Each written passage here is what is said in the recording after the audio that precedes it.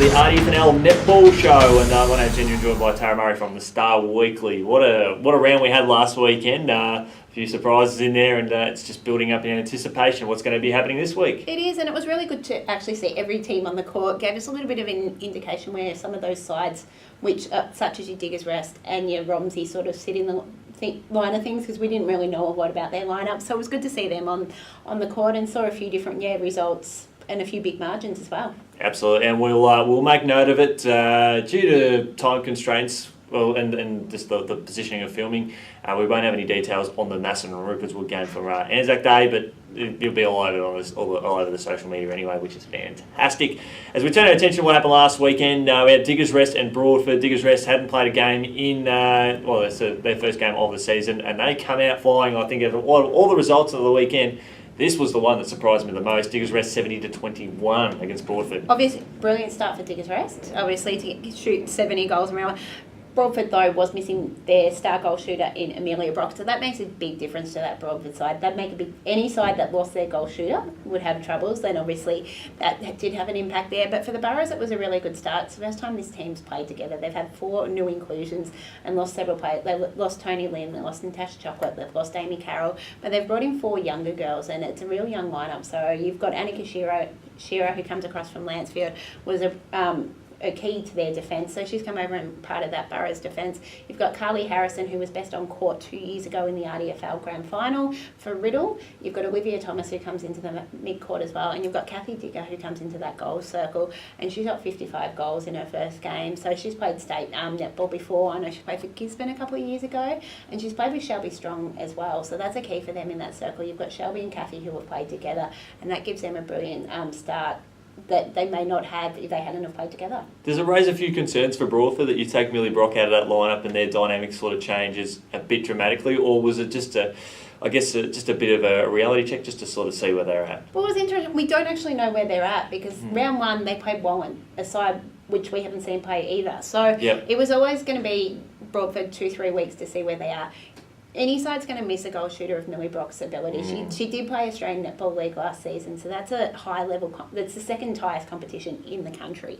So any side that loses her is going to hurt. So hopefully her VNL commitments don't affect her too much, that she can play a lot of games for Broadford, and it gives them a lot stronger side. Probably says more about where Diggers Rest are at as well. Just a brand new lineup, and perhaps that's the standard that they're going to play it against a lot of the sides this year. Well, it is. They've played final. They've been around the mix for finals the last couple of years. They just haven't won a final. So I know they're looking at finals again. And speaking with Pam Strong during on the weekend, she said if they don't make finals, she will be really disappointed. So they need to be beating sides like this, because we don't know where Broadford and that are going to fit in the mix. And it was a really good start for them. I personally expect Broadford to make finals too. So if all going well, they both make finals. It's certainly going to be a good barometer there. Wallen, well, they just keep on fighting through. 44 defeating Riddle. Riddle got up. Sorry, there we go. Sorry, my bad, that one.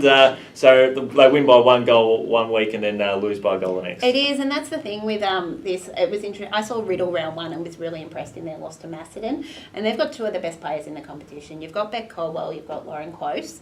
For them, it's how their younger players stand up and whether they can handle the heat game week in, week out. And they've started really well. They had a loss round 1, but that one. So, and for Wallen, they're both sides pushing for that top 6. They've had 1 close loss and 1 close win. So they're showing that they're competitive in every game they're going to be in. So it was quite an interesting performance there, and would have been a thrilling match to watch. Exactly, and played in pretty warm conditions too. So to be able to do it at such a high intensity, I think is fantastic. And you need to be. These are finals type games where if you can learn how to win in these sorts of match conditions, you're going to be playing them in finals, and that's where you want to be playing. So get used to it now and get a bit of an idea of where you're at. Exactly. So yeah, it was good signs for both teams though. Well, then Heskett and Melton Centrals was an interesting contest. The Centrals, they went down to Rockbank in round 1, and the young Hawks, they pushed them.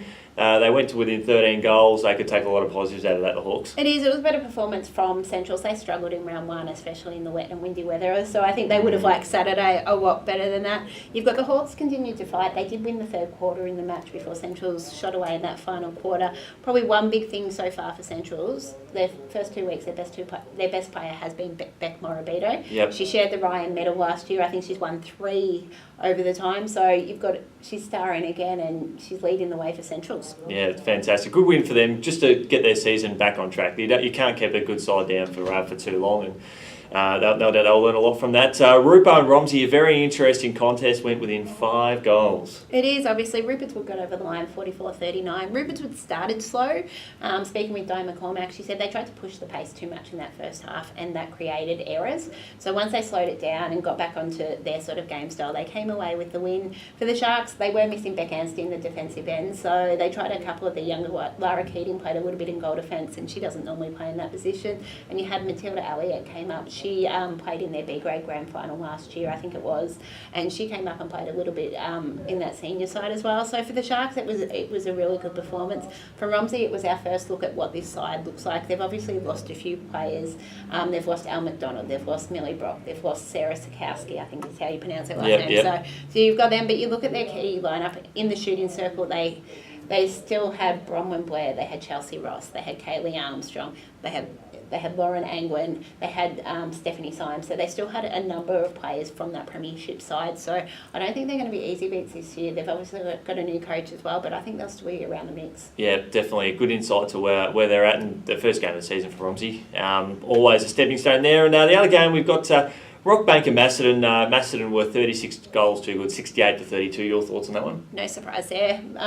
I saw both these sides actually in round one, and there was a lot different, obviously different conditions, but you had the Cats who weren't at full strength, got over the line against Riddle in a really high scoring game, and then Rockbank got a lot of confidence over their win out of Mountain Central. So it's probably a good test for Rockbank to see where they are at against those really top sides.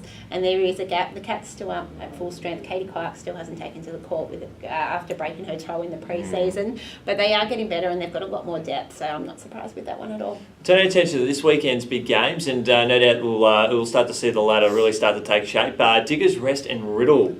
This is interesting. I think this will be a very, very interesting game. You've obviously got both sides coming off wins, different sort of wins, but they're both very, very young sides with a couple of key players in each side. So I think this will be very close. Your tip for this one? I think I tip Riddle, but it could go either way, especially after the Burrows' performance on the weekend. Yeah, definitely. I think it's going to be a really close one. Diggers Rest only just, and they probably need the win a little bit more as well, because we know Riddle, they're a seasoned side. They're very, very good campaigners, and when they make finals, they're very, very hard to beat. I think Diggers Rest is important for them to get that win for them. So another big game, Centrals and Romsey, another intriguing contest. It is. I actually had a lot of trouble doing my tipping for this week since you've introduced the netball tipping. Yep, in the RDFNL record, check it out every week. It is, and I had a lot of trouble tipping this one as well because I hadn't seen Romsey play, obviously, but Romsey still have a lot of experience. Both sides have a lot of experienced players. I don't know which one this one. This is another one I generally don't know. It could go either way. So look, I'll probably go Romsey, but quite easily with Centrals, their experienced players. Their best 3 players in the first 2 weeks have been Mel Laird, Jess May and Beck Morabito. Those 3 fire. Centrals can get over the line against any side. Yep, I'll jump on the Centrals bandwagon just for a point of difference. Another tough game. Wooden-Esker versus Rockbank. From what I saw round one, I'd probably go Rockbank. Rockbank took a lot of confidence out of that win in round one. And they do have a bit more depth than what they've got. The Hawks have struggled a little bit at times, but they're a young side and they know where they sit. They're about building for the future. And they've got players coming through. They're hoping will be at the club for 7, 8, 9, 10 years. So it's 2 of the younger sides and 2 of the really up-and-coming sides that we'll look at this week in that match. Can't remember who I put in the record, but I'm just gonna go for the Hawks just again for a point of difference. The young Hawk gets to get up in a thriller by 2 goals. That's my guess. Another game which could probably go to 1 or 2 goals as well, because we've already seen that before in 2018. It's Wallen playing host to Broadford again. It is. It seems so. We've already seen them play each other in round 1 and now round 3 they're playing each other, but that's just the way the fixtures have been changed with Lansfield and Sunbury Kangaroos not having sides. And look, if you've got Millie Brock on the court, this game could go either way. We saw in round 1 it could have gone either way. Quite easily go that way too. It could be quite possible that Wallen has 3 thrillers within 3 weeks.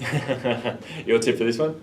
I'm going to tip Wallen. Yep. But yeah, I don't actually know who I tipped in the record either, so it could have gone either way. So it was one of those rounds that any match could have gone either way. So I'll go to Broadford, and I guess it's matches that could have gone either way, but that's great. That's great for the competition. It's strong, it's healthy. We've got the young guns firing off against each other. We've got some of the heavyweights going head to head, and some of those that some of the previous champions going head to head. This has got all the makings of a really good round. We've got 4 big games, and all our tips could go skewed the other way. And obviously, and we've had a 5th big game already played in Masset and Rupert's Wood, and we'll talk about the results next week when we wrap up all the games of the round. So it was a really tough round to tip with 5 really good matches. Absolutely, and before we wrap things up here, make sure you jump onto the Rupert's Wood Football Netball Club YouTube channel. It is going off. They've got some big netballers guests coming up as well, doing a fantastic job. Lockie and the team over there, magnificent. It is, exactly. We look forward to catching up with you next week, Tara, and everyone out there as we look forward to a big weekend of RDFNL Netball.